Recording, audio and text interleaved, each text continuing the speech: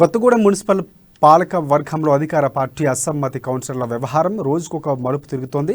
Kothagudem municipality అభివృద్ధికి 115 కోట్లు మంజూరైన సంగతి తెలిసిందే. దీనిపై పాలకవర్గం ఆధ్వర్యంలో ఎమ్మెల్యే వర్మ వెంకటేశ్వరరావు మీడియా సమావేశం ఏర్పాటు చేశారు. ఈ సమావేశానికి కొందరు అధికార పార్టీ కౌన్సిలర్లు గైహాజరయ్యారు. ఇతర పార్టీలకు చెందిన కౌన్సిలర్లు, స్వతంత్ర కౌన్సిలర్లు కూడా పాల్గొన్నప్పటికీ సొంత పార్టీకి చెందిన అసమ్మతి కౌన్సిలర్లు పాల్గొనకపోవడం అనేక అనుమానాలకు తావుడిస్తోంది.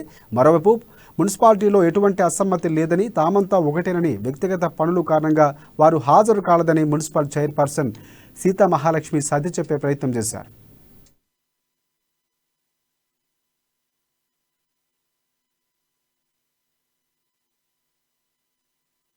చెక్ అయిన తర్వాత మళ్ళీ బ్యాంక్ లో మార్చుకోవచ్చు. అటువంటి వెసులుబాటు కల్పించండి. ఖర్చు 75 కోట్ల రూపాయలు మనకి శాంతి. బిల్లుల కోసం 3 నెలలు, 4 నెలలు, 6 నెలలు ఆగే ఉన్నాయి. అలా కాదు.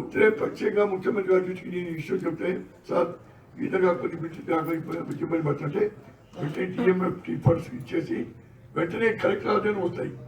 ఈ వర్క్ ను కూడా కలెక్టర్ ఆధ్వర్యం ఇచ్చి ఎవరైతే ఇంజనీర్ రాసుకోండి. ఇందులో ఇండిపెండెన్స్ కూడా వచ్చారు, కాంగ్రెస్ కూడా వచ్చారు, బీఆర్ఎస్ వాళ్ళు వచ్చారు, సిపిఐ వాళ్ళు కూడా మాకు క్లారిటీగా చెప్పినారు. చెప్పండి, రాయండి. దాంట్లో రాసేటప్పుడు బీఆర్ఎస్ కౌన్సిలర్స్ వచ్చారు, ఇండిపెండెన్స్ వచ్చారు, కాంగ్రెస్ అందరు కూడా వచ్చారు. అందరికీ కూడా సమానంగా బీఆర్ఎస్ వాళ్ళకే వర్కులు పెట్టడం అలాంటిది ఏమీ కాకుండా 36 మందికి కూడా 36 వార్డులు కూడా బాగుండాలి. సార్కి అందరం ఓట్లు వేసినాం, అందరం గెలిపించినాం అనేది సార్ కాన్సెప్ట్.